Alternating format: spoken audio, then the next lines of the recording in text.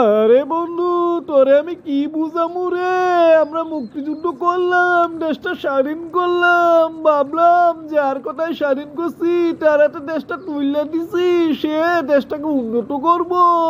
তারপর যাচাই করে দেখি ওই হারামি স্বাধীনতা ঘোষণাই দিতে চায় নাই। তারপর ক্ষমতায় আইয়া দেশটারে বাকশাল করলো, দুর্ভিক্ষ করলো। এই বন্ধু, আমরা বাংলাদেশিরা কি জীবন বইরা ধোকাই খামু রে?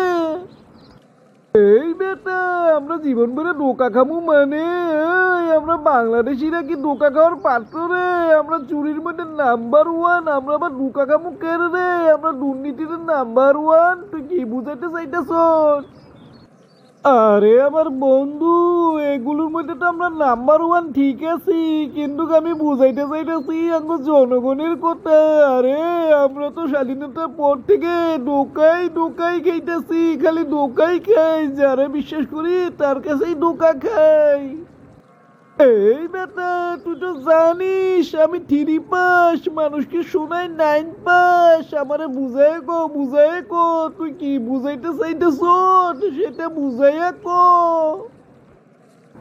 আরে বন্ধু, তোরে আমি কি বুঝামু রে?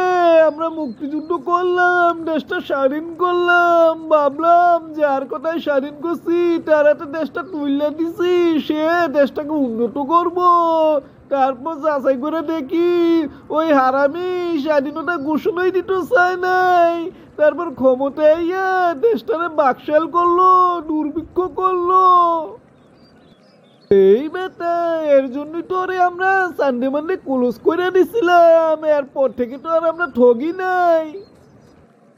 আরে আমার শিক্ষিত মূর্খ বন্ধু, এরপর থেকে তো আমরা ঠগা ধরছি।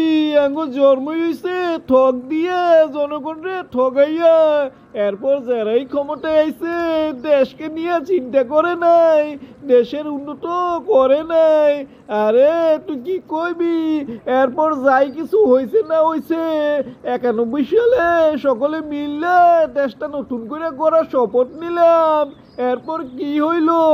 এরপর যেটা আবার সেটাই হইলো, আবার গন্ডগোল। এরপর হাসুয়া পাই আইলো, এরপর কি হইলো? আবার গন্ডগোল। এত কষ্ট করে এখন একজনের বইলাম, সেও বইয়া কি করতেছে রে? আসলে বন্ধু, আমরা মানুষই বালা না, মানে বাংলাদেশিরই বালা না। যদি বালা হইতাম এগোরেই আবার বুট দিয়া পাশ করাইতাম না রে। আরে বন্ধু, আমরা খুবই আবেগী, আবেগ দেখাইয়া ভোট দেই। চিন্তা করলাম 16 বছর ওরা অত্যাচারের শিকার হয়েছে, ক্ষমতায় আসুক, দেশটাকে উন্নত করব। কিন্তু ওরা ক্ষমতায় এসেই বুঝলা গেছে সকল কিছু। আবার দেখবি অগরে পিটাইয়া লড়ামু, এরপর যারা ক্ষমতায় আইব তারা ঠিক বুঝলা যাইব তাকে অতীতের কথা। এই জন্যই তো আমাদের উচিত থার্ড পার্টি ক্ষমতায় আনা।